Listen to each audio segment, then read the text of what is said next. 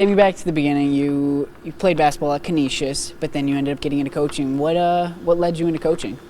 I was really never thought about it until probably the end of my junior year at Canisius, and when I saw kind of the light at the end of the tunnel and my basketball career was coming to an end, I thought it was a possibility. And I had actually signed a contract to go overseas and play professionally, and then that summer in July, before I was supposed to leave in September, I hurt my foot, so that kind of expedited my process to get into coaching since I couldn't go play. And was fortunate enough to get an assistant position at Loras College at Division III school in Dubuque, Iowa. Who is Shauna Green? What kind of coaching style do you coach, as well as just who are you kind of off the court? What I want our program to be about, I think the core values that are really important to me are, number one, our players feeling like this is a family and the relationships.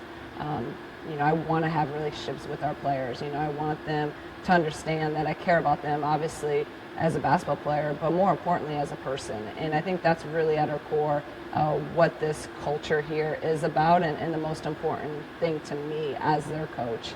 Off the floor, pretty much the same way. I'm very intense and passionate about what I do on the floor, but I would say as a person I'm pretty laid back and pretty chill. You spent 6 years at Dayton, 3 bursts into the NCAA tournament. What did you learn there that you were able to bring over to Illinois? Dayton, I was fortunate enough to be there as a head coach for 6 years. I was an assistant for 3 years, so I spent 9 years out of my career, at that university and had a ton of success as an assistant, working, for a great coach and an established program. And then the opportunity to take over that program, just continuing to build on the tradition I already had, learning how to win consistently when every single person every year, we had the target on our back. We were always the top team picked to, usually win the conference. So just being able really to learn how to sustain success, and it's really, really hard. It's hard to win. Winning's hard. To win one game is really hard, and then to continue it and to try to continue to build upon it and sustain that. I thought that was the one thing I learned, just how hard it is to get to the top and then to stay at the top. What ultimately went into your decision to leave Dayton and to come here? It was the hardest decision I've had to make in my career, because I just love Dayton so much and just an unbelievable place. But I also felt like I was just ready personally just for a challenge and ready. I thought we had done everything that we could have done there and been to NCAA tournaments, won championships, and really just established that success. And I just was almost ready for a change and just ready for a really a big challenge, which this job presented itself. And then I also just fully believed in the vision that Josh Whitman had for this program, the resources that he was willing to put in, and then obviously the facility that we're sitting in right now was a key piece to why I really made the decision. You have to have the facilities, and this is one of the best in the country. You kind of touched on it a little bit, but what sold you on Illinois? I know you talked about the facilities, kind of like the culture, but is there anything else that kind of you knew for sure this was the place you wanted to go? The people. The people, I've said it on multiple times in interviews, Josh as our leader, as the athletic director, how persistent he was and coming after me and letting me know how important I was, for him to come here. And I just, that belief and that trust in him was really what sold me. So when you took over this program, they were coming off a 7-20 year. When did you know that this team was no longer going to be a 7-20 program? I've been asked that question a lot, and I go back to our Notre Dame scrimmage. It was a close scrimmage, one of those secret scrimmages. Notre Dame obviously is right now a top 10 team in the country. They're a very, very established program, and how we played against them, that was when I was like, okay, we got something here, and we can maybe do this a little bit quicker than what we thought we could. So that was my point, and I would probably venture to say most of our players would say that same point. We were able to bring over Shupil and Makara Cook from Dayton. How much have they helped your transition, as well as just making an instant impact under your leadership here? Yeah, first off, they know me, and they know what our program's about. They know the system, they know the standards, they know expectations, right? So it was really nice, and I think our players, it helped that transition with the players as well. So they could go to those two and be like, hey, what does coach mean by this? Or they could go to our players and be like, no, this is, it'll be fine, coach is just this.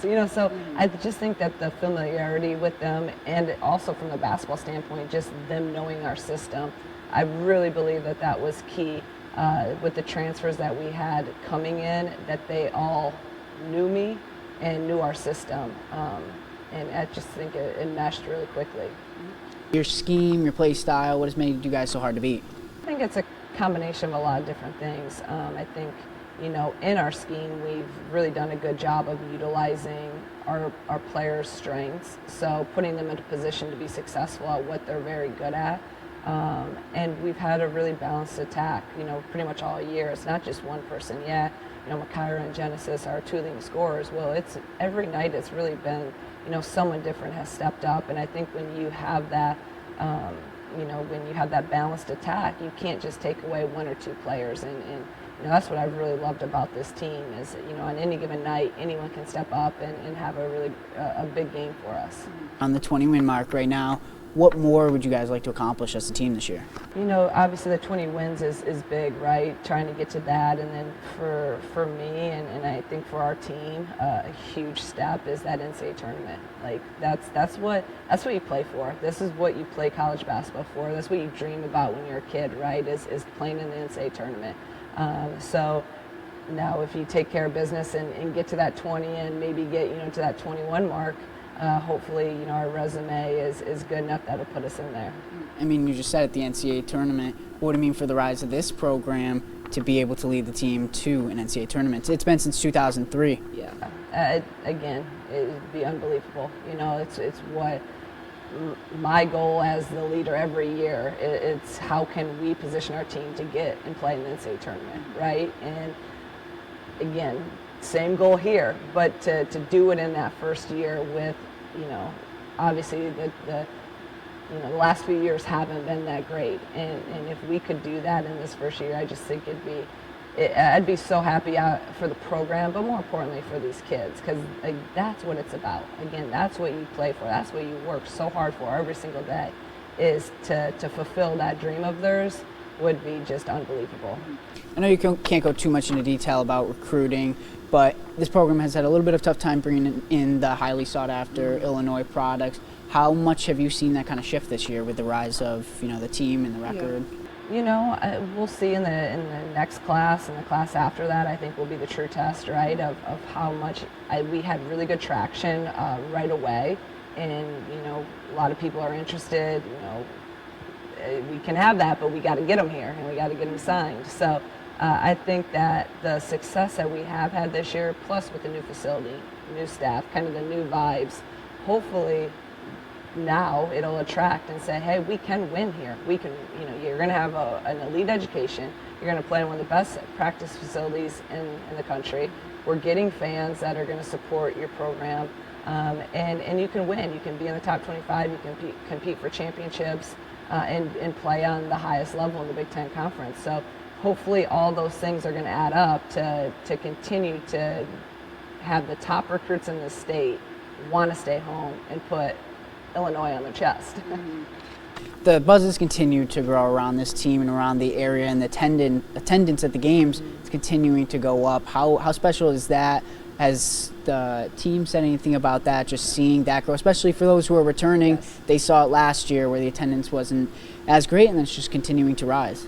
Our kids that were here last year have made comments about that. They're like, it's so nice, and in media they've made comments. It's so nice to play in front of, a loud State Farm Center and 5,000 or more fans there. They didn't have that last year. And again, that's what being a student athlete's about. That's what playing college basketball is about. It's not fun to run out on your home floor and no one's there. So in order for us, I've said this from the moment I got here, I said I'm going to need the community support and for everyone else to kind of do their end of coming out, and then we'll do our end of putting a good product out there. So I've been so impressed and encouraged by the support from the community.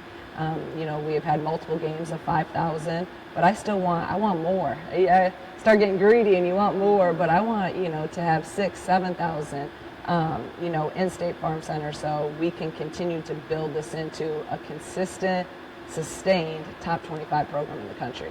I'm not sure how much you pay attention to social media, but the buzz for you is continuing to grow, and people are kind of campaigning on the daily for you to be considered in all coaching honors and Coach of the Year. How much does that mean to you?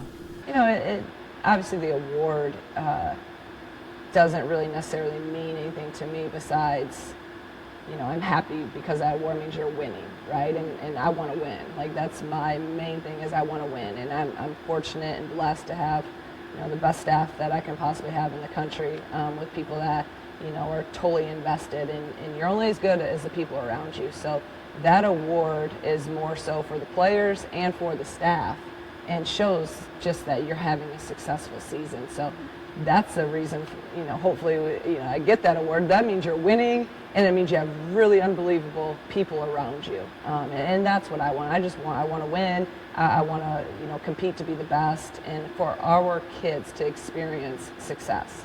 And then just lastly, what's your message to Illinois fans as you come down this final stretch of the season, head into the Big Ten tournament, hopefully the NCAA tournament? Again, just come out and support us, and come to State Farm Center. We have 2 home games left. We play Penn State this Sunday at 2 p.m., which is going to be a big game. It's our breast cancer awareness game. So come out. It's a Sunday. Bring your kids. Bring everyone out. And then we have Nebraska, which is a really big game, on Wednesday at home at 7 p.m. And that's senior night for us. And it's also another big opportunity for a win that could potentially put us in hopes for an NCAA tournament. So I want to thank them for all the support, and just encourage them to continue to support this team.